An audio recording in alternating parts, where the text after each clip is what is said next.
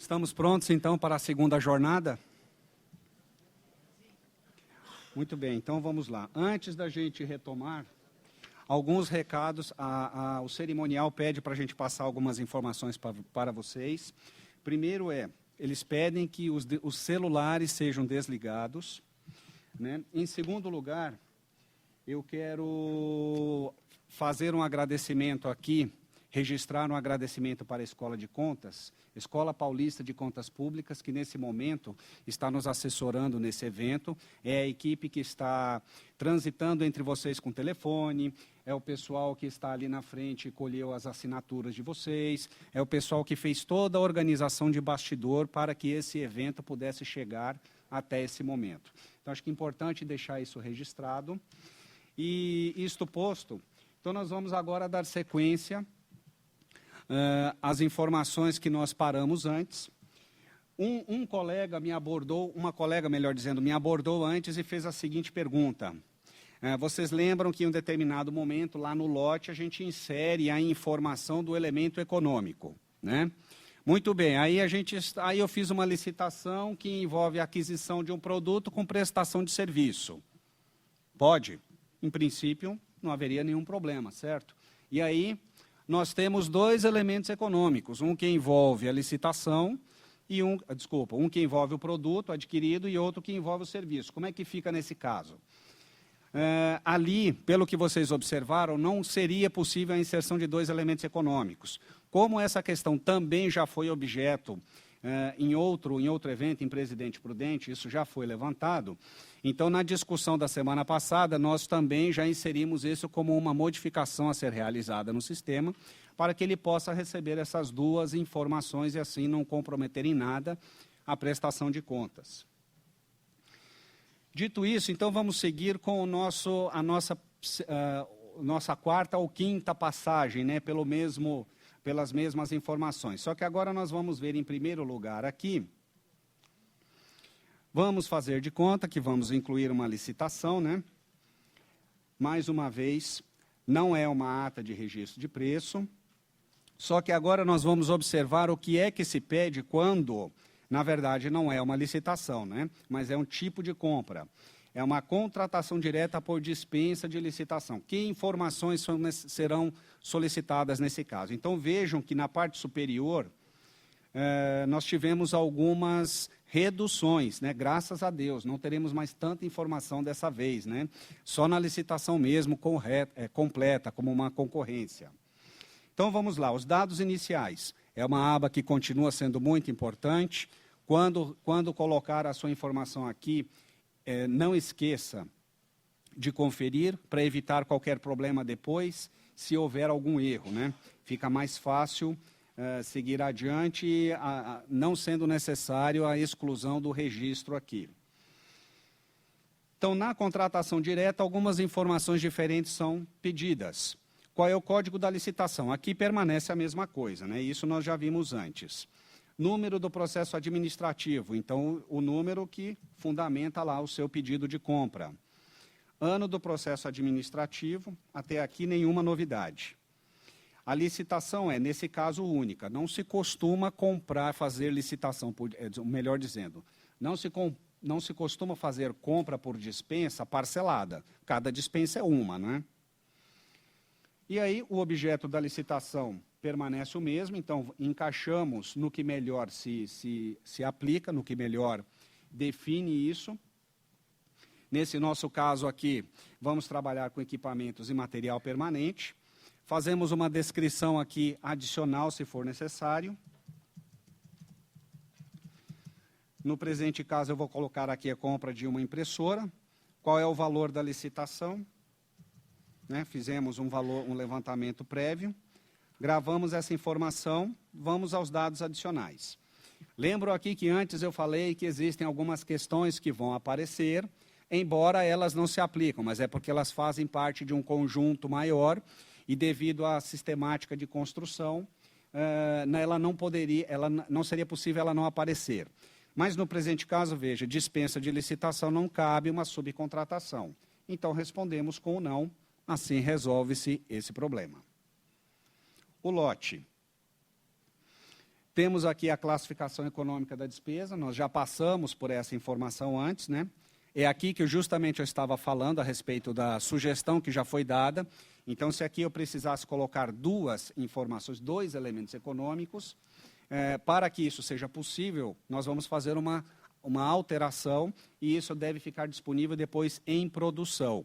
No ambiente, no piloto de testes, isso não vai aparecer. Então, vamos colocar aqui um 33,90/30, material de consumo. O orçamento, qual seria ele? No caso, foi a impressora como material de consumo, não vai ficar bom, né? Vamos corrigir aqui. Fica melhor o 44,90/52. Tipo de documento. Fizemos um orçamento? Sim, fizemos orçamento. Então, vamos informar com que fornecedor fizemos isso, né? Qual é a data desse orçamento? Qual é o valor unitário avaliado? Até aqui nenhuma novidade. São campos que nós já passamos, são informações que nós já vimos coletadas em outras modalidades. Tipo de execução, nesse caso, seria direta, né? Quantidade do item 1. Fazemos a gravação sem nenhuma novidade por enquanto. Ratificação, aqui já começa a ficar diferente. Houve publicação do ato de ratificação? Sim, se houve essa publicação, vamos dizer em que data da publicação, e em que folhas que consta essa informação. Fazemos a gravação e vamos para a próxima aba. Até aqui alguma dúvida? Não, né? Aparentemente tudo tranquilo até o presente momento. Já passamos por esses campos em modalidades anteriores. Declaração da existência de recursos. Da mesma forma, vamos informar que existe o recurso e vamos dizer de onde é esse recurso para o atendimento dessa aquisição por dispensa. LRF é a mesma coisa. Artigo 16, 17, ou se não for o caso, colocamos que não se enquadra nas anteriores, né? Parecer técnico jurídico. Então, se existe um parecer técnico jurídico nesse processo de compra, dizemos que sim. E informamos em que folha que ele está do processo administrativo ou do seu processo montado. Caso contrário, se não existe nenhum parecer jurídico, só colocamos o não. Amostras. Se for cabível essa situação, você registra que sim. E coloca qual é o item. No caso, vai ser difícil ter um item de edital aqui, né? Porque não tem um edital, em princípio, para isso. Mas, então, nem vamos entrar nesse mérito da questão. Eu quero crer que nos processos de dispensa, normalmente isso não tem a exigência de amostra. Então, colocamos com ou não. Contratação direta. Qual é o fundamento legal? Fundamento lá do artigo 24. Então, informando em qual dos incisos se encaixa essa compra. Vamos colocar aqui um inciso. Justificativa. Consta do procedimento justificativa para contratação? Se consta, informar em que folhas que ele está. Comprovação da emergência ou de inexistência. Trata-se de contratação com fundamento no artigo 3º, a inciso 6, 7, 8 ou 9 da Resolução 7?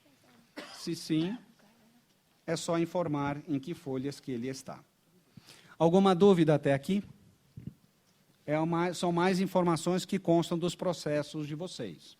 Em princípio, nenhum dado diferente. Estas são as informações pedidas para o caso de dispensa. Então, vamos ver agora a inexigibilidade. Como é que isso seria? Então, começamos novamente. Não é ata de registro de preço. Modalidade agora vai ser uma inexigibilidade. Também a quantidade de abas é semelhante, né? Vamos informar aqui alguns dados adicionais. Equipamentos e material permanente, né? Dados adicionais. Nesse caso, houve uma pequena alteração, se é o caso de credenciamento. Se informar que sim, A pergunta seguinte é: houve publicação do credenciamento no veículo de comunicação utilizado? Se informar que sim, vamos colocar em que folhas que isso está e em que data que isso aconteceu. E se houve publicação do credenciamento em outros veículos, e aqui nós já passamos por isso em situações anteriores, né? São as mesmas informações pedidas, clica no botão adicionar, elas descem todas. Eu vou aqui preencher rapidamente, só para a gente não esquecer como funciona. A informação desceu, se precisar acrescentar mais, clica no botão adicionar e assim sucessivamente. No caso aqui da subcontratação, informamos que não, gravamos, e aí temos condições de ir para a próxima aba, que seria a aba lote. Então, objeto da licitação. Veja que como eu não preenchi nada antes, se eu preencher aqui alguma informação, ela vai ser transportada aqui para o lote, compra. Do que se trata essa compra? Preenchemos com o elemento econômico ao qual se refere, aí questão de orçamento, regime de execução, quantidade de item da proposta, são as mesmas informações que nós já vimos antes. Alguma pergunta até aqui? A cara de vocês assim é de espanto, dúvida e outras coisas afins. Não? Podemos continuar? Então tá bom. Vamos ver aqui, ratificação. Então, houve publicação do ato de ratificação? Sim. Então, informamos a data dessa publicação e em que folhas que ela se encontra. Declaração de existência de recursos. Então, aqui, já vimos, são as mesmas informações pedidas anteriormente, nem vou me deter mais. Parecer técnico-jurídico da mesma maneira, se houver. Caso contrário, informo não. Amostras, apenas se for o caso. Nesse caso, eu vou colocar não. Contratação direta. Qual é o fundamento legal no caso da inexigibilidade? Um colega, em Presidente Prudente, também pediu que fosse feito um acréscimo aqui do caput, do artigo 25. Ele falou que em determinadas situações eles utilizam isso. Não sei se seria o caso aqui com vocês. Não sei se já utilizaram o caput do artigo 25 como fundamento para a aquisição de inexigibilidade. Mas nós vamos fazer o acréscimo em função do pedido, assim, se houver, se essa possibilidade ocorrer lá no seu órgão, você terá a condição de informar sem problema nenhum. Consta do procedimento justificativa? Sim. Em que folhas que ela está? Comprovação da emergência ou inexistência? Sim. Em que folhas que isso se encontra? Fizemos a gravação, autorização. Então, a autorização da Secretaria da Fazenda, talvez é o caso que não se aplica, né? Depende da situação que está no seu processo. E a declaração de disponibilidade em que folhas que se encontra. Assim, nós passamos à parte de compra direta, dispensa e inexigibilidade. Alguma dúvida até aqui? Não? Então, nós vamos começar a falar agora um pouquinho sobre registro de preço. Esse vai ser legal, esse vai ter bastante coisa. Ai, meu Deus, né? Lá vem, né? Segura, né? Como que a gente faz isso? Então, voltamos lá para o início. Então, veja, nós temos duas situações com ata de registro de preço. A primeira é, nós fazemos a ata. A segunda é, a gente adere a uma ata de um outro órgão. Tá? Então, vamos passar pelo primeiro caso. Então, aqui não é adesão. A modalidade vai ser, eu vou usar a concorrência. Tá? Poderia usar o pregão ou a concorrência, nesse caso eu vou usar a concorrência. Campo, código de licitação, preencher colocar alguma informação assim, só para ele não ficar exibindo vermelhinho, lembrando que esses aqui são códigos, são campos obrigatórios. Ano da licitação. Nesse caso, não se aplica a lei de regência. Natureza da licitação, então, ela será um registro de preços. Quando eu coloco registro de preço, vocês observaram que alguns dados aqui se alteram E, em cima, a adjudicação não fica habilitada, porque na ata de registro de preço você não tem adjudicação, certo? Isso só vai acontecer lá na frente se acontecer uma compra. Aí você tem um contrato ou uma nota de empenho emitida e assim sucessivamente. Então, mas tem algumas informações aqui para baixo que a gente precisa ver antes. Então, vamos lá. Vamos trabalhar primeiro com uma única. A divisão do objeto é uma licitação única. Vamos pegar aqui equipamento e material permanente ou material de gêneros alimentícios, né? Gêneros alimentícios é interessante. Ou, não, combustíveis e lubrificantes. Vamos mudar. Fica mais fácil de visualizar. Então, descreva o objeto.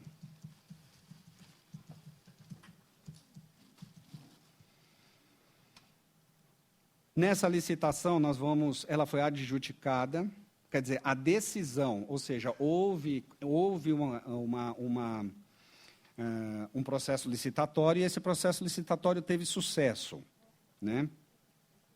Quando isso acontece, nós vamos informar aqui, inclusive outros casos. Acho que esse é até interessante mostrar agora para vocês aqui o que acontece se houver algum outro resultado a ser informado além dos que estão aqui no combo, que isso a gente não havia passado antes.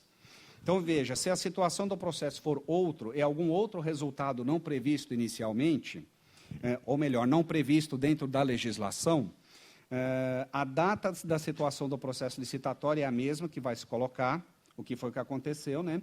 Só que aqui do lado será necessário fazer a descrição do que é esse outro resultado. Por exemplo, está aguardando alguma informação de um outro órgão. Ou sei lá, eu estou inventando um motivo aqui, né? Mas seria necessário fazer essa descrição nesse momento. Vamos escrever alguma coisa aqui. Fazemos a gravação. E, na sequência, vamos preenchendo os demais dados em relação à tomada de preço. Tomada de preço, não, perdão, a concorrência, que é uma ata de registro de preço. Veja aqui para baixo, não temos nenhum dado aqui, ó, tipo de licitação, já vimos isso, permite subcontratação, benefício da lei complementar, a pré-qualificação, se for o caso, mas normalmente isso não se aplica, então já colocamos o não. Preenchimento das informações de lote, da declaração de existência, da LRF, parecer técnico-jurídico, edital, datas, comissão de licitação, licitantes. Eu estou passando rapidamente para que vocês vejam que as informações não mudaram, né? Embora seja uma ata de registro de preço, o que nós temos aqui é uma modalidade na concorrência, modalidade de licitação, concorrência. Nesse caso, as informações permanecem as mesmas que nós passamos pela manhã. Atos, atestados de desempenho, índices econômicos, amostras, tributos, julgamento, recursos, né, homologação e a autorização. A adjudicação, evidentemente, não fica disponível. Alguma pergunta sobre a ata de registro de preço? Como já passamos ela antes, né? E muitas dúvidas já foram esclarecidas, então, por enquanto, está tudo tranquilo. Agora, vamos começar novamente e trabalhar com o caso em que é uma adesão. Quando é uma adesão, as informações são um pouco diferentes. Então, veja, código de licitação, ano do processo e número do processo administrativo permanecem os mesmos. A partir daqui, nós temos algumas alterações. Adesão a registro de preço. Número da ata de registro de preço utilizada. Então, vamos colocar aqui qual é o número dessa ata. Data da ata de registro de preço. Então, vamos informar qual é a data da ata de registro de preço. Nome do órgão detentor da ata de registro de preço que estamos utilizando. Então, colocamos aqui o nome do órgão. Número da licitação dessa ata de registro de preço. Normalmente, quando se faz essa adesão, essas informações se recebem. Data da autorização para a adesão à ata de registro de preço. Então, esses dados são dados adicionais que, no caso de um registro de preço normal, não são solicitados. Ata de registro de preço, validade da ata de registro de preço em meses. O pessoal, no fundo, acho que não está conseguindo enxergar. Não sei se o pessoal de cima consegue ler. Consegue ler? Tá. Mas essa informação é em meses. Então, são 12, 13, 14. Não vai colocar data, porque essa informação não vai entrar. Né? Temos que colocar aqui, por exemplo, 12 meses, que é a validade normal da ata. Divisão do objeto. Aí as informações permanecem as mesmas, né, que já tratamos antes. Vamos ver se temos mais informações diferentes para cima. No caso de subcontratação, se não se aplica, colocamos o não. A descrição do lote segue os mesmos campos que já vimos anteriormente. Declaração de resistência de recursos da mesma forma. Lei de responsabilidade fiscal. Parecer técnico-jurídico também. Se colocamos assim aqui, ele só pede para que se insira o número das folhas. Licitantes, quem são eles?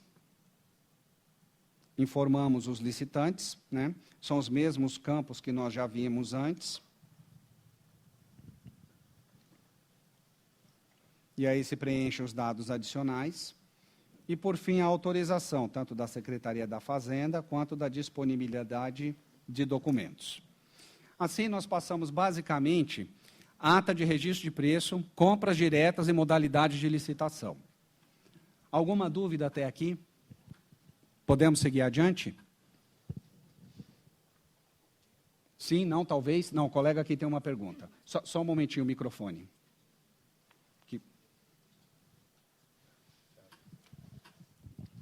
Sobre o caso das dispensas, eu não li se contempla também a 11.947, que trata da agricultura familiar. Essa lei, ela traz algum dispositivo diferenciado em relação a 8666? Não, ela cita para aplicar também. Como motivo, como ela contrato, né, tem um motivo, né, para seguir, que ela é específica só para agricultura familiar, grupo formal ou informal. Tá, quando o órgão público está comprando de uma agricultura familiar. Exatamente. Certo. Aí, nesse caso, a gente teria algum motivo diferente do que aqueles que estão dispostos lá no artigo 24? Sim. Tem? Seria porque ela é específica na Lei Federal 11.947. Tá. Ela não se aplica a nenhum. Tanto que a questão do contrato, essa primeira parte, na hora que nós preenchemos, né? Sim. Ela, quando no caso de dispensa, um contrato que eu já encaminhei, ela no final ela menciona todos os artigos e depois compra agricultura familiar no campo, sabe? Tá. Então, eu vou pedir para você anotar essa informação e me entregar depois, tá, porque talvez a gente tenha que avaliar a questão desses motivos para ver se a gente encaixa lá naquele combo. Sim. Né? Porque, possivelmente, aonde nós temos um combo com os motivos informados ali só do artigo 24, a gente precisa acrescentar mais alguma informação ali. Sim. Tá bom? Okay. Obrigado. Tá. Mais alguma questão? Aquisições de atas já existentes se aplicam? Aquisição de atas já existentes. Você está falando para a prestação do documento, é isso? Você está solicitando de uma ata que já está vigente, né? Você precisa fazer o lançamento dessa aquisição depois ou não? Veja, vamos ver se eu entendi a sua pergunta. Vamos imaginar que esse protótipo já entrou em produção, né? Está disponível, os órgãos estão mandando informação para o tribunal. Você tem uma ata de registro de preço que foi assinada antes dele entrar em produção. Por exemplo. E aí você firmou um contrato depois. Então, aí nessa situação, isso lembra uma outra questão que também é importante, já foi abordada nos outros eventos, que é o seguinte: o pai segue o filho. Melhor, o filho segue o pai. Fica mais fácil, né? Se o pai não está aqui, você não vai conseguir colocar o filho. Ou seja, se você tem uma ata de registro de preço, que foi elaborada com base numa modalidade de licitação anterior à exigência de encaminhamento da informação para cá, você não vai conseguir encaminhar o contrato. Tá? Mais adiante aqui, já na sequência, nós vamos começar a ver contrato e vocês vão perceber que o sistema faz amarrações, ele verifica a licitação, se ela existe, ele amarra com uma determinada licitação. Então, se existe uma ata de registro de preço com um contrato que foi firmado depois, só que essa ata de registro de preço não foi encaminhada, essa licitação não veio, então não tem como atrelar. Então, isso vai seguir o procedimento até então vigente. Tá? Isso é que é importante. Qual é a data de corte? A partir de quando vocês vão mandar a informação? Na seletividade aconteceu isso, né? A partir de 4 de maio, vocês passaram a encaminhar as informações para o tribunal através da seletividade. Os registros anteriores seguem a sequência, então, aprovada anteriormente. A partir de 4 de maio, os novos contratos firmados são encaminhados eletronicamente. Tudo certo? Mais alguma pergunta? Não? Bom, então, vamos entrar em contratos agora, né? Vamos sair um pouquinho de licitação e vamos começar a ver contrato. Que informação será necessário prestar em relação aos contratos?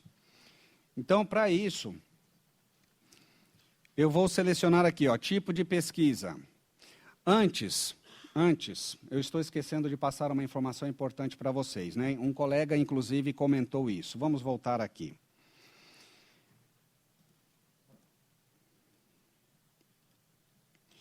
Imagine você, com a sua modalidade de licitação, você chegou aqui, ó, na autorização. Prestou todas as informações, todas elas estão corretas, todas elas estão gravadas. A informação já foi encaminhada para o tribunal? Não? Por quê? Porque falta o botão concluir. Exatamente. Então, uma coisa é você gravar e é uma funcionalidade para evitar aquele problema de preciso sair para continuar depois, né? A outra coisa é prestar para o tribunal. Então, a partir do momento que está tudo pronto, coloquei todas as informações no sistema, então é necessário clicar no botão concluir. O botão concluir, ele vai fazer uma nova validação para verificar se tem algum problema ainda nessa prestação. Para quê? Para que quando ela venha para o tribunal, ela venha completamente correta, né? O que não impede de que algum dado esteja errado, né? Aconteceu algum engano, foi colocada a informação incorreta. Como eu já falei antes, o sistema vai disponibilizar a ferramental para a correção, desde que isso não seja na primeira aba. Se for na primeira aba, vai precisar excluir todo o registro. Então, quando você clica no botão concluir, então, primeiro você submete a informação ao tribunal, o sistema faz ainda algumas validações, não havendo nenhum problema, essa prestação está concluída, está finalizada. Certo? Então, vamos agora lá para os contratos e entender um pouquinho melhor deles também. Então, veja. Eu posso aqui clicar em ajuste, né? Vou fazer uma pesquisa em ajuste. E aí, ao clicar no botão pesquisar, eles vão aparecer aqui embaixo. Mas antes, deixa eu fazer uma outra pesquisa aqui pela licitação. Pesquisei as minhas licitações. Veja, primeiro por quê? Para mostrar para a colega aqui, acho que ela estava sentada por aqui antes, e a respeito de, se eu saio e preciso voltar, como é que eu vou achar? Né? Eu comecei a prestação de contas e precisei interromper para atender uma necessidade. Quando eu volto para continuar essa prestação de contas, observe que aqui nós temos um botãozinho, né, um sinalzinho de verificado, e embaixo nós temos um triângulo. Na licitação que tem esse sinal, ela está completamente prestada. Na licitação que está com esse triângulo, ela está parcialmente prestada. Então, aqui é possível complementar as informações clicando no botão detalhes. Ao clicar aqui, eu vou entrar naquelas telas anteriores que já vimos, continuo com a minha prestação e posso finalizar depois que eu colocar tudo, todas as informações dentro do processo de licitação. Aqui, na parte superior, que nós temos essa licitação já prestada, nós temos condições, então, de agora fazer a inclusão do ajuste. Então, veja aqui na parte de cima, município, entidade, modalidade, qual é, Evidentemente, isso aqui já é uma licitação previamente cadastrada, né, para a gente entender o funcionamento do sistema.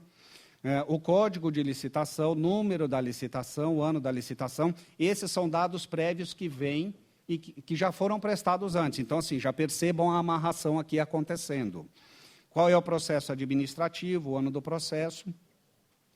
Assim, os próximos dados que serão inseridos relativos ao contrato já ficam automaticamente linkados com essa licitação.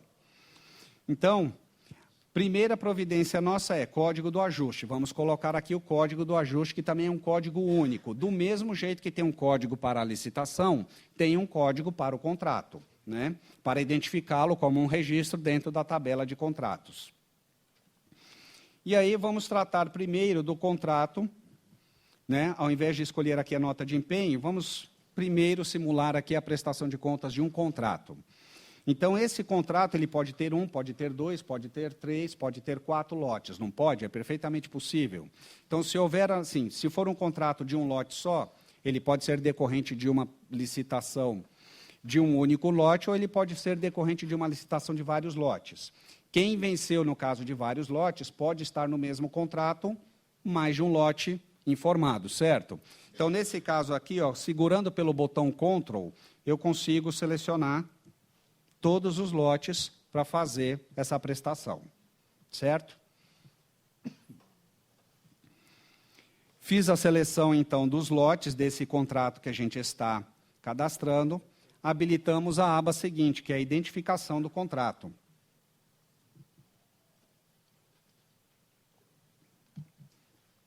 Então, vamos informar qual é o número do contrato, qual é o ano desse contrato, em que folhas que ele se encontra, né?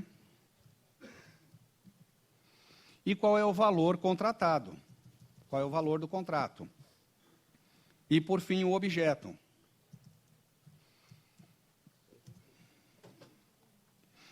Embaixo, observem que nós temos identificação do contratado. Quem é ele, né?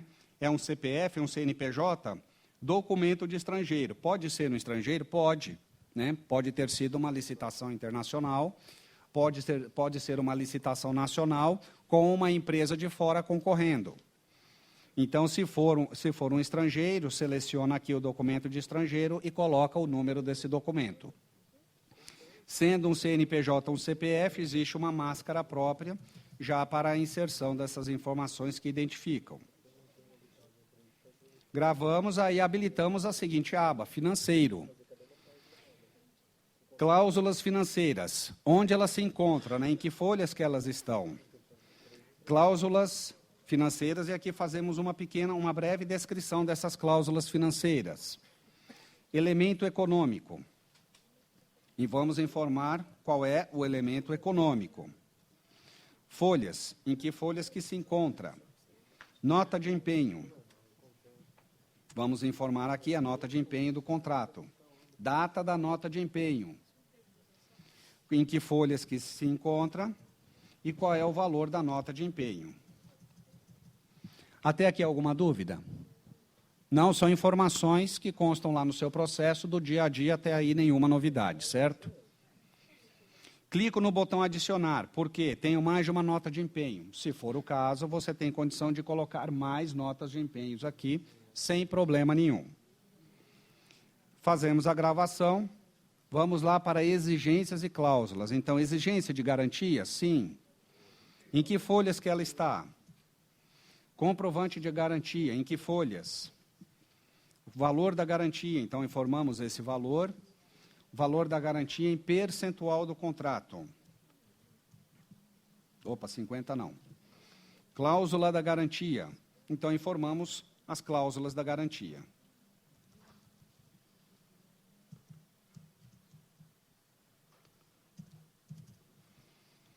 E da mesma maneira, as cláusulas penais.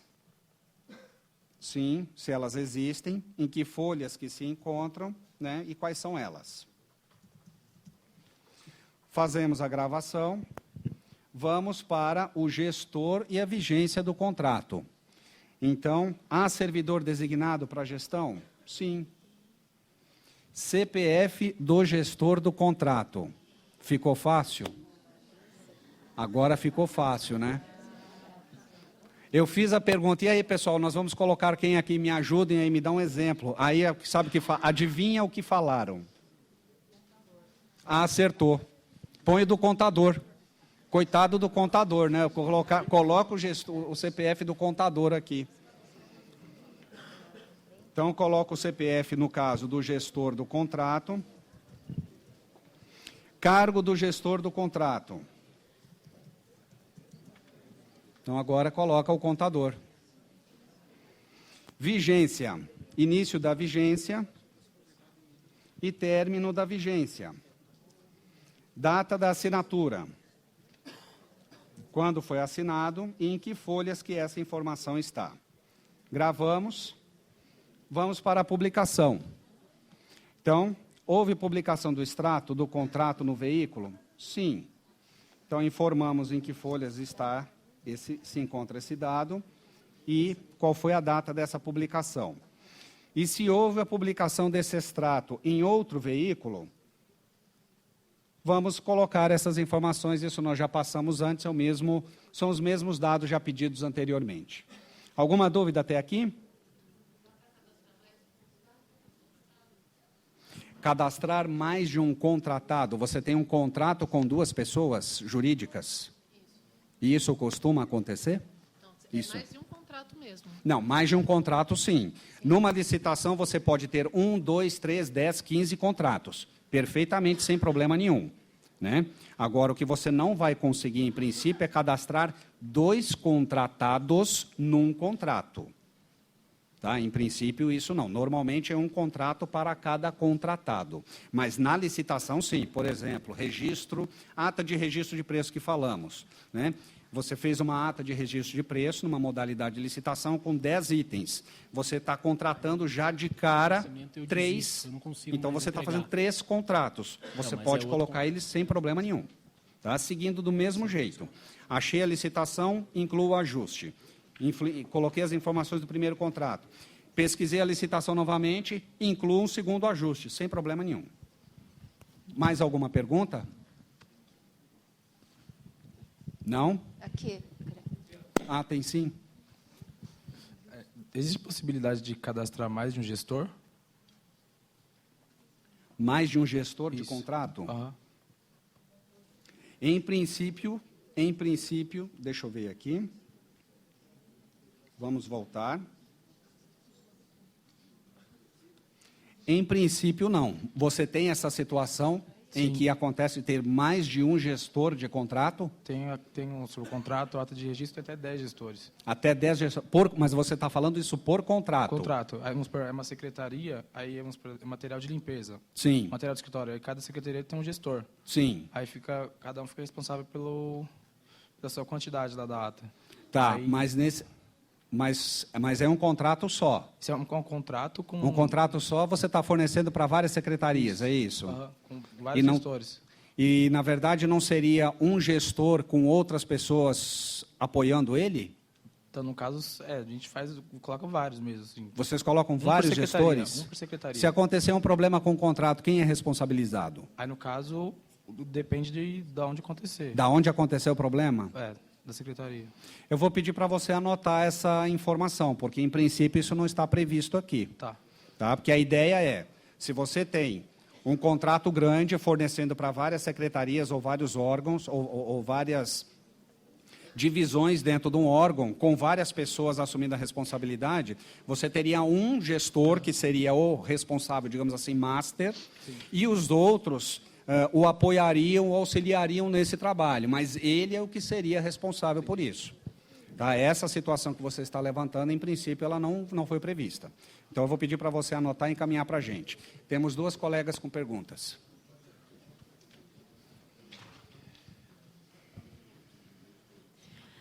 A inclusão do próximo contrato seria só após a gravação ou após o envio ao tribunal que você lança o segundo contrato de um registro de preço? Em princípio, se você tem vários contratos para prestar, Imagina-se que a lógica é, você presta o primeiro contrato por completo, depois você vai registrar o segundo, vai registrar o terceiro e assim sucessivamente. Eu estou partindo do pressuposto que você está querendo digitar essas informações via internet, né? Porque, como nós conversamos na parte da manhã, existe a solução do lote, né? O Aldesp tem uma tecnologia que é o lote, você pode gerar o arquivo e encaminhar para cá. Ao gerar o lote, isso aqui é tudo automático. Não existe qualquer interferência humana na construção do arquivo, desde que a solução esteja implantada. Mas, em princípio, sim. Agora, você tem um contrato, começou a prestar, teve que interromper o contrato porque você foi atender uma demanda. E aí depois você voltou, esqueceu daquele contrato e começou a prestar o seguinte, não tem problema nenhum. Essas informações elas serão registradas porque em cada aba você tem o botão gravar. Elas vão ficar gravadas, mas elas não serão consideradas prestadas. Só serão consideradas prestadas depois que você preencher todas as informações e clicar no botão concluir. Tá bom? Lá no fundo? Esse sistema ele vai ser intercalado com esse novo sistema de contratos que já está sendo preenchido ou não? Você está falando da seletividade. Exato. Não estarão intercalados. Então, nós vamos ter que fazer dois trabalhos? Não são dois trabalhos. Quando este aqui entrar em operação, certo, a seletividade ele sai de operação. Então, em termos de sugestão também, quando nós, na contabilidade, vamos fazer um empenho, quando esse empenho ele tem um contrato, tá? Você tem que fazer quase todas essas informações dentro do empenho. Por que não, quando você lançar o número do contrato, vocês fazerem a amarração para que automaticamente seja já disponibilizado nesse sistema, então, quando ele estiver em vigor, os dados que já foi feito lá no empenho? Essa questão nós já fizemos algumas discussões a respeito disso. Eu gostaria que você anotasse a sugestão, por favor. Agora, em princípio, são prestações de contas distintas, né? O que acontece no balancete, o que acontece na contabilidade, são registros importantes de ordem contábil que o tribunal precisa, que o tribunal deseja e está recebendo. Certo. No que diz respeito à parte... No que diz respeito à parte de licitações, aí são os dados que estão no processo. Porque quando o auditor for fazer auditoria em termos, no meu caso, município, né? Sim. Com certeza ele vai pegar a página de rosto desse programa, mas a minha contabilidade. Se tiver em algum momento algum dado que seja digitado errado ou alguma outra coisa, certo e divergente, sim, ele vai pedir depois em termos de relatório para a gente estar justificando. Por isso talvez que essa seria a sugestão, para que fosse já a mesma informações que fosse posto no momento da realização do empenho fosse feito aí. Perfeito, mas anota, por favor, e me entrega depois, por gentileza, porque daí a gente avalia a questão, como é que isso poderia, sendo possível, como se viabilizaria isso dentro da operação. A próxima, colega, e depois o colega aqui primeiro. O de cá, o colega aqui, pode falar. Vai existir algum botão para ser impresso o relatório depois que foi enviado para o Tribunal de Contas? Para você gerando um relatório do que foi feito no... Gerar um relatório para os órgãos, para visualizar o que foi encaminhado. Soluções estão sendo criadas nesse sentido, ou seja, seria a maneira da a saída da informação para o órgão jurisdicionado, né? Assim, para que você tenha acesso, como aqui é o caso, ó. Aqui, se nós voltarmos, eu já passei, ainda falta a parte da conclusão, mas se a gente voltar aqui e eu pesquisar licitação, veja que quando eu pesquiso eu tenho todas as licitações. Então, se eu incluir aqui, essa daqui é uma modalidade, é uma maneira de visualização, né? É uma maneira mais sintética de visualização. Além dessa, existem outras. Né? Existem outras que estão sendo pensadas com níveis de detalhamento para você poder, por exemplo, você entra aqui e, ó, eu estou entrando nessa licitação e eu quero me aprofundar. Aqui não aparece nada porque é um protótipo, mas você vai ter condição de analisar mais detalhadamente. Então, essas formas de saída, elas estão sendo desenvolvidas, sim. A colega ali? Nos casos em que a contratada seja um consórcio de empresas, eu preciso colocar as características de todas as empresas que compõem esse consórcio ou só do consórcio?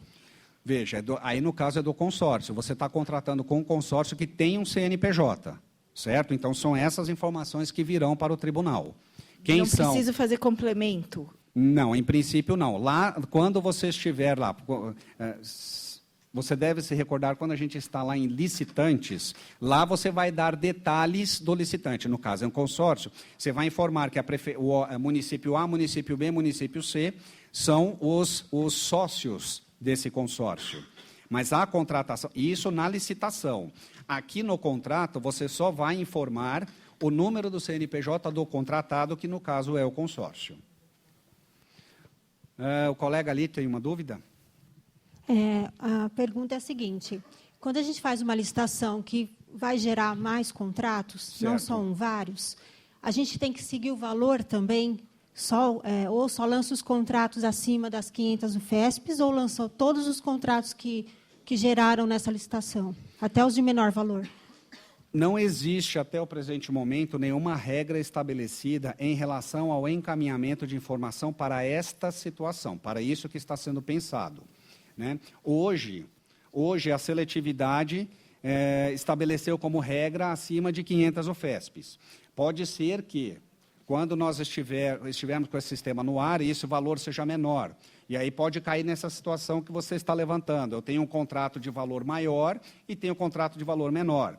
Isso tudo vai precisar ficar descrito na regra, tá? Nas regras que o tribunal, a cúpula do tribunal deverá aprovar mais adiante sobre isso. Por enquanto, o sistema está preparado para receber qualquer tipo de situação, para qualquer tipo de registro. Ok, vamos seguir então. Vamos voltar aqui para o nosso contrato, que faltou um item ainda.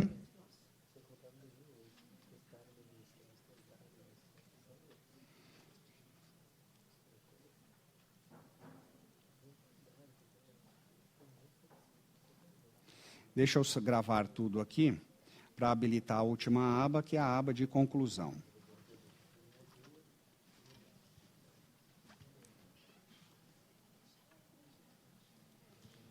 Então, na conclusão, o que nós vamos ter? São dois registros. O termo de ciência e notificação, em que folhas que ele está, e o cadastro do responsável, né? Em que folhas também que ele se encontra. E assim, nós fechamos toda essa parte de contrato, tá? Vocês podem observar que o volume de informação é bem menor, né? Agora, vamos fazer o seguinte, vamos, seguindo na nossa simulação, esse contrato ele terá um termo aditivo. Então, vamos ver como é que a gente vai fazer o cadastro agora do termo aditivo. Então, voltamos aqui, começamos lá pelo princípio. Vamos pesquisar agora todos os nossos ajustes. Então, eu tenho aqui um ajuste, ó, e ele tem dois botões aqui. Um é incluir a execução e o outro é incluir o termo aditivo, desde que, evidentemente, o contrato já tenha sido submetido para o tribunal, né? Então, nesse primeiro caso, nós vamos incluir um termo aditivo. Então, o primeiro campo pede, voltando aqui só para chamar a atenção, observem que, do mesmo jeito que licitação e contrato, ele já faz uma amarração, quando a gente tem licitação, contrato e termo aditivo, ele também já faz uma amarração. Olha aqui, ó, dados, código do contrato, o ano do contrato e o número do contrato. Então, ele está ligando um termo aditivo ao contrato e esse contrato já está ligado a uma licitação. Primeira informação, então, é o código do termo aditivo. Então, do mesmo jeito que eu tenho um código de licitação, tenho um código de contrato, eu tenho um código do termo aditivo, todos eles têm a mesma máscara, 9 dígitos, começando pelo ano e depois 5 dígitos, certo? Número do termo aditivo. Então, será informado o número desse termo aditivo. A que ano ele se refere. Em que folhas que ele se encontra. Valor do termo aditivo. E se não tiver valor? Põe 0, certo? Veja que o campo existe, então não tem valor, não é um termo aditivo de valor, coloca 0. Muito bem. Numa outra, em Presidente Prudente, um colega perguntou, mas e se for supressão? E aí põe menos? E agora? Não, faz o seguinte, ó, tem o objeto do termo aditivo que a gente informa aqui, né, vamos informar do que se trata. Veja que o tipo de termo aditivo, ele tem informações aqui que são da legislação, possibilidades, né? Então, se a gente ver aqui, ó, redução de valor por supressão de quantitativo, certo? Então, se você tem uma redução, então aqui no campo valor você vai pôr o valor. Qual é o motivo? É redução, então já se sabe que isso é um valor que está reduzindo. Não preciso pôr negativo, ok? Nesse presente, mas no nosso presente caso aqui eu vou colocar a modificação do projeto, né, ou das especificações. Justificativa. Há no procedimento justificativa? Sim. Em que folhas que ela está? E registro a justificativa. Gravei a informação.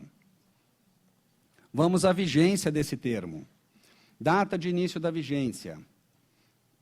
E a data de assinatura do termo, antes aqui melhor, a data do término da vigência e depois a data de assinatura desse termo. Gravei a informação, habilito a próxima aba. Financeiro, nota de empenho. Observem aqui que antes eu falei que alguns campos eles não tinham a obrigatoriedade. Por quê? Se o termo aditivo não é um termo de aumento ou redução, redução no caso não se aplica, mas se não é um aumento, eu não tenho nota de empenho, então não faz sentido colocar essa informação, certo? Então aqui fica em aberto, não é obrigatório esse preenchimento. Mas, se for necessário informar, porque se trata de um aumento de valor, então registra-se a nota de empenho, data da nota de empenho, qual é a folha em que ela se encontra e o valor da nota de empenho. Clica no botão adicionar, a informação desce, assim se houver mais de uma nota de empenho, é perfeitamente possível informá-la. Gravamos, exigências e cláusulas, reforço da garantia. Então, houve acréscimo ou prorrogação da garantia anteriormente prestada? Sim. Então, nesse caso, vamos informar em que folhas que ela se encontra. A autorização do termo aditivo. Há no procedimento autorização para assinatura? Sim. Então, em qual é a data dessa assinatura, dessa autorização, perdão, e em que folhas que ela se encontra. Gravamos. Próxima aba é publicações.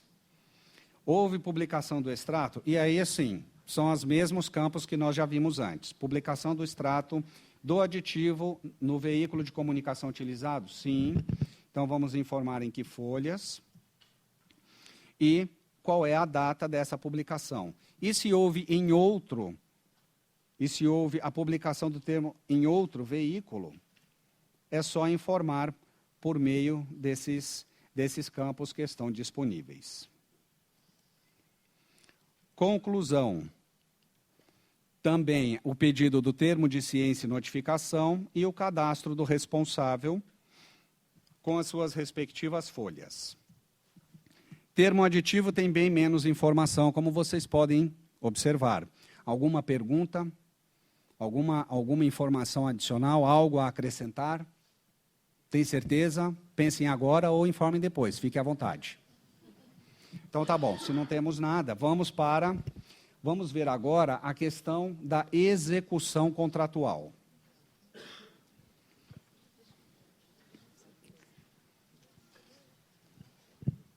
Fazemos, então, a seleção. Antes de você passar na execução, eu queria fazer uma pergunta. Pois não. A partir do momento que você faz o cadastramento, cadastra todo o contrato, tudo certinho aí. Antes da execução, há um distrato. Não entendi. Antes da execução, há um? Distrato desse contrato. Distrato. Exato. É feito o lançamento também aí? Muito bem. Então, na execução contratual, isso também será previsto. Tanto a execução quanto a inexecução, os dois casos serão previstos. Tanto total quanto parcial. Tá? A gente já vai passar agora. Eu acredito que isso responde a sua pergunta. Mais alguma? Não? Então, vamos seguir? Então, entramos aqui, ó, vamos incluir uma execução de um contrato. Chamo a atenção mais uma vez as informações superiores, ó, contrato, o número do contrato, a que modalidade ele se refere, qual é a licitação e assim sucessivamente. Então, a primeira informação, dados da execução, situação do ajuste. O ajuste está em execução, ele está suspenso, ele está encerrado, encerrado parcial, encerrado integral e assim sucessivamente. Veja, até aqui, ó, rescisão com imposição de sanção ou sem a imposição de sanção, encerrado anulado. Então, no presente caso, nós vamos informar que, nessa nossa simulação, ele está em execução. Data da entrega do material ou início da execução da obra. Então, assim, se é uma execução parcial que nós estamos fazendo, é uma medição desse momento, então, assim, quando isso foi entregue? Foi entregue há 3 dias atrás, 5 dias atrás, enfim, você tem essa informação lá no seu processo. Informamos, então, a data da entrega desse material, depois o cronograma, né? A execução do contrato está de acordo com o cronograma físico-financeiro? Sim ou não? Forma de recebimento. Então, no caso, se a execução é parcial, temos um recebimento provisório. O recebimento definitivo vai se dar só lá no final. Data em que aconteceu esse recebimento. E aí, no caso, a inexecução do contrato. Só cuidado com algumas informações incoerentes. Eu não posso ter um contrato aqui em execução com uma inexecução total, por exemplo, né? Isso vai ficar um pouco estranho, né? Então, chamando a atenção para esse tipo de informação. Então, nesse caso, se eu tenho um contrato em execução, houve inexecução do contrato? Não, não houve. O contrato está sendo executado normalmente. Agora, tive um problema aqui. Estou com um contrato suspenso, paralisado, ou ele está encerrado, rescisão com imposição de sanção, aí nós vamos ter uma inexecução, talvez total, talvez parcial. Depende da situação que vai se encontrar, o processo no qual vocês estão informando para a gente. Responsável pelo recebimento, o CPF do servidor responsável.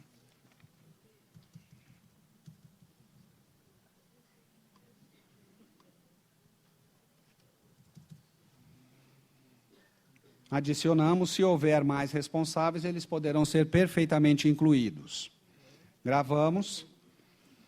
Conferência, medição. Então, aqui vamos, ó, houve conferência, medição? Sim. Então, qual é a data em que houve essa conferência, medição? Informamos a data. Percentual executado. Então, foi 10, 20, 30, posso pôr 150. 150%. Existe 150%? Não, né? Assim, mesmo que se faça um termo aditivo, se prorrogue o contrato pelo prazo, se aumente o valor, você só consegue executar 100% do contrato. Ninguém consegue fazer mais do que isso. Porque mais do que isso, você está fazendo outro igual, né? Se você está fazendo 150, você fez um inteiro, mais 50% dele mesmo. Então, não faz sentido colocar mais do que 100%. Agora, isso se houver uma execução num momento único, por exemplo, é uma entrega única de um determinado produto. O produto foi entregue completo, a execução foi 100%. O produto está sendo entregue parcelado, você vai colocando as entregas parceladas. 10, 20, 30, 10%, mais 10%, mais 10% e assim sucessivamente. Os responsáveis, CPF do servidor responsável. Colocamos aqui essa informação, gravamos. Deixa eu agora só fazer uma interrupção aqui, recebi um recado da Escola Paulista de Contas pedindo o seguinte: para os participantes, quem não assinou a lista de presença, favor assinar lá na ECP, na Escola EPCP, melhor dizendo, na Escola Paulista de Contas Públicas, ok? Então, quem não assinou ainda, depois procure algum dos integrantes da Escola Paulista para poder resolver essa questão. Então, voltamos aqui. Fizemos a gravação, licenciamento ambiental. Se existe, em caso de obra pública, houve licenciamento ambiental? Sim. Se houve o licenciamento ambiental, vamos identificar se é uma licença prévia de instalação ou alguma outra, qual é o número dessa licença e a data dessa licença. Adicionamos, se houver mais alguma, pode ser incluído na parte de baixo. Gravamos, vamos para o empenho. Houve nota de empenho? Se sim, então colocamos qual é o número da nota de empenho, qual é a data da emissão da nota de empenho e qual é o valor da nota de empenho.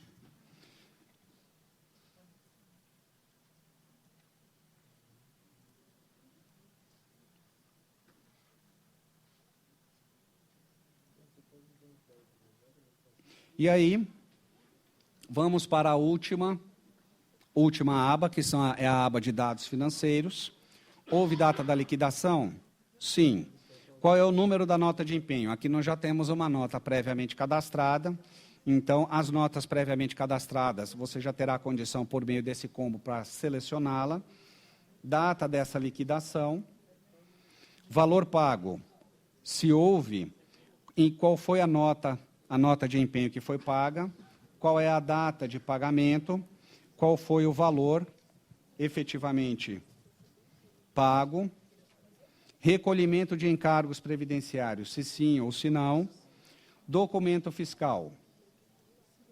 Vamos selecionar se sim, se existe um documento fiscal, número do documento fiscal emitido, qual é o número da nota fiscal, qual é a origem, de que estado é essa nota, se é de São Paulo ou algum outro, data do documento fiscal. E aí informamos. Assim, nós chegamos ao final com todas as informações que a gente precisava ver. Aí agora eu pergunto, vocês têm alguma dúvida? Querem tirar? Pois não, o colega ali já se manifestou.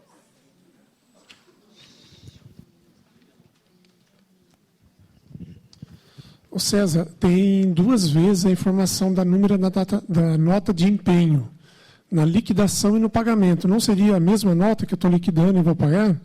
Eu vou fazer isso em momentos diferentes? Você pode fazer em momentos diferentes, sim. Não pode? Você liquida numa determinada data, 5, 10, 30 dias depois você paga. E não necessariamente você pode estar pagando o valor integral da nota de empenho. Talvez você esteja pagando o valor parcial. Você pode, por exemplo, hoje está liquidando um valor, certo? Daqui 30 dias você vai pagar esse valor. Daqui 30 dias você está fazendo a liquidação da segunda medição. E aí essa da segunda medição vai para 30 dias adiante. Pode ou não pode? Me parece que sim, né? Talvez os prazos sejam até menores, talvez 15 dias, talvez tenham municípios com casos maiores ou o próprio Estado, mas isso não necessariamente corre casado. Mais alguma dúvida, pessoal? Na aba anterior, que informa o número do empenho, eu vou precisar estar informando o número do empenho e o valor todas as vezes da medição? Vamos voltar aqui. De todas as medições, você vai precisar informar, sim. Em princípio, você vai ter medições parciais, possivelmente. Não daria para informar uma vez o número do empenho e depois, na data da liquidação, todos os números da liquidação atrelado ao empenho? E se você tiver mais de um empenho? Por exemplo, você tem um contrato de duração de 4 anos. Você pode ter notas de empenhos diferentes emitidas em função disso. Então, nesse caso, seria necessário informar essas notas de empenho. Mas seria uma por ano, né? Um empenho por ano? Sim, um empenho por ano. Então, quando você informa lá no contrato, ou mesmo na execução do contrato a primeira vez, para cá ele já vem. Em princípio, ele traz. Então, mas no empenho de um ano, se eu tiver 4 entregas, 4 liquidações, aí eu vou informar o mesmo empenho nas 4? Sim. E aí eu vou falar 10 mil, mesmo valor do empenho, que vai dar 40 mil? Sim, vocês não vão somar o valor do empenho, que a gente informar mais de uma vez, né? Não, você vai pegar o valor da nota de empenho, assim, por exemplo, a execução. Se você mandar 4 registros de execução, vamos entender que são 4 medições que você está fazendo. Somamos esses 4 valores. Agora, você tem uma única nota de empenho com um valor X, em princípio, se 4 medições foram todas elas, o valor da nota de empenho tem que bater com o valor das suas 4 medições. Em princípio, acredito que é isso que você está dizendo, certo? Eu tinha pensado assim, que se eu falar ali no empenho 10 mil, sim, aí eu vou estar liquidando no ano 4 vezes de 2.500. Isso. Então, aí toda vez que eu for preencher ali as 4 medições, eu vou ter que ir ali no campo do empenho colocar 10 mil, 10 mil, 10 mil, 10 mil. Ou eu teria que ir ali colocar 10 mil, e aí depois lá na outra aba, os 2.500 das 4 entregas. Só um momentinho, por favor.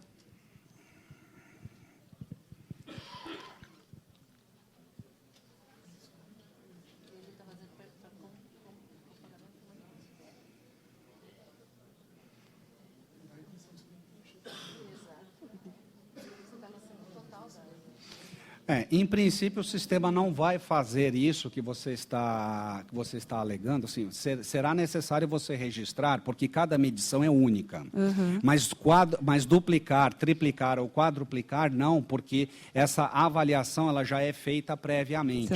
Tá? No momento, então, assim, aqui nós não estamos evidenciando, por exemplo, relatórios gerados com base nas informações prestadas. Aqui é só captação. Então, no momento em que esses documentos forem montados para a saída de dados, isso daí precisa... Esse campo valor do empenho, então, vai ser só informativo, não vai ser calculado, né? Não, aqui é só informativo. Tá. Sim, aqui não tem cálculo. Na verdade, assim, nós não temos cálculo em momento algum aqui. Aqui são só dados prestados. Tá. São dados informados pelo jurisdicionado. É que naquele caso do termo do aditivo também, se for por um complemento de empenho, daí a gente vai informar o número do empenho, não o número do complemento, né? Sim, o número do empenho. Número do empenho. Aqui não estamos falando em complemento de empenho. Tá? Em princípio, assim, complemento de empenho que você está falando é o reforço. Você fez um empenho inicial e você fez um reforço nesse mesmo empenho. Isso. Então, ele continua valendo. É o número que você vai colocar aqui. Do empenho. Do reforço ou do empenho? Não, reforço não. Do empenho. É o número do valor do empenho mesmo. Tá, ok. Obrigada. Tá? Lá no fundo, a colega tem... Ela está falando em termos de entrega parcelada. Tá. Você está pondo o valor total do empenho aqui. Sim. Certo? Está pondo o valor total, só que você está pondo o percentual daquilo que foi realizado. Sim. Certo? Então, não seria... por exemplo, você entregar uma mercadoria 3, 4 vezes, você vai ver o valor dessa mercadoria, que seria 20%, por exemplo. Então, todas as vezes que foi entregue, foi liquidado uma parte desse empenho, você vai fazer o lançamento aí? Vai fazer o lançamento. A cada medição vai lançar aqui. A cada liquidação, então, isso? Isso. A cada medição, a cada conferência, a cada liquidação. Essas nomenclaturas, assim, elas todas... E daí só vai chamar o número do contrato. Ele vai vir automático daí depois para você só lançar essa liquidação nesse contrato, ou vai haver necessidade de você ficar lançando ele até que dê o 100%? Não, você vai lançar todas as informações decorrentes da execução contratual até a finalização dela. Então, se você tem um contrato por 3 anos sendo executado, vai informar por 3 anos todas as suas medições, né? Por isso que, lá no início, se vocês se recordam da apresentação, eu havia falado que seria possível encaminhar uma execução parcial ao invés de pensar numa execução completa, porque talvez existam contratos que ainda estão sendo executados, né? Aquilo não será necessário. Então, agora, entrando em produção, você tem um contrato, começou a executar primeira medição, segunda medição, terceira, quarta e assim sucessivamente até a última. Todas elas serão encaminhadas para cá. Então, assim, você tem a primeira execução completa, você encaminha a informação para a gente. O que é a primeira medição completa? Você recebeu a documentação, você fez a verificação, você confirmou que o serviço foi prestado, aquilo ali está em ordem e pode ser pago. Então, você submete essa informação ao tribunal. Ok? Então, significa que cada liquidação você vai preencher novamente esses dados. Todas, sim. Cada liquidação vai ser encaminhada para cá. Agora, voltando à questão. Como vocês estão vendo um protótipo funcionando em tela, É muito fácil a gente pensar diretamente, eu vou ter que digitar isso todas as vezes, aí eu estou pensando no meu contrato. Na verdade, não. Em princípio, isso vai estar lá no seu processo de controle. No seu processo de controle, você gera um lote e manda essa informação para o tribunal. Você não vai ficar digitando isso aqui nas páginas do tribunal. Em princípio, isso não seria necessário. Tá? A colega lá no fundo. César, eu não sei se eu estou confundindo, porque assim, registro de preços, eu não faço contrato, vai pela ordem de fornecimento ou empenho. Vai ter uma aba para nesse caso, de execução? Sim, sim.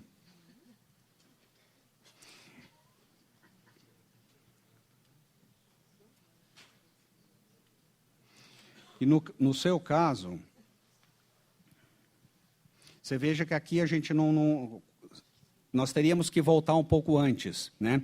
Quando você faz um contrato, quando você vai executar uma compra por meio de uma ata de registro de preço, você pode não se utilizar do contrato e fazer isso direto por nota de empenho. Eu não passei no contrato, mas lá também tem a questão da nota de empenho. Então, você vai registrar essa informação. O seu contrato é a nota de empenho e a execução dessa nota de empenho é que você vai trazer para cá.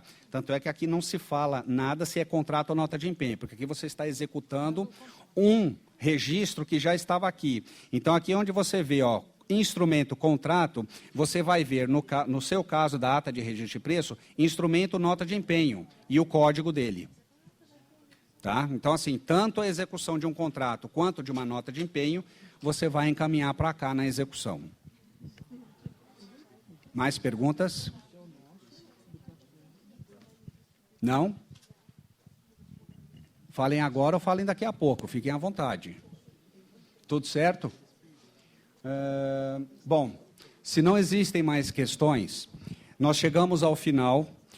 O nosso objetivo era trazer para vocês as informações que o tribunal deverá cobrar, mostrar para vocês o piloto, como é que esse piloto, as regras básicas do seu funcionamento, né? Eu quero agradecer mais uma vez a presença de vocês aqui. Não é fácil, né, se deslocar, viajar, deixar os seus afazeres para vir ao tribunal, participar desse evento, discutir, trocar ideias, enquanto os afazeres estão lá em casa ou lá no trabalho se acumulando. Lá em casa, entenda-se no trabalho, né? Estão acumulando cada vez mais. E isso daí é uma questão geral, isso se aplica a todo mundo. Quero agradecer também mais uma vez a Escola Paulista de Contas Públicas pela organização, agradecer ao tribunal pela disponibilização desse local, desse auditório nobre. Estamos à disposição, por favor, aos que manifestaram sugestões, se possível, entreguem para mim, para a gente avaliar essas questões, né? Aos que vão viajar, eu desejo uma ótima viagem, um ótimo retorno. Aos que estão próximos a São Paulo, nos veremos numa próxima oportunidade, aos que vão viajar também. E estamos à disposição, a divisão Aldesp está à disposição para qualquer informação adicional. Então, ótima viagem a todos, de retorno.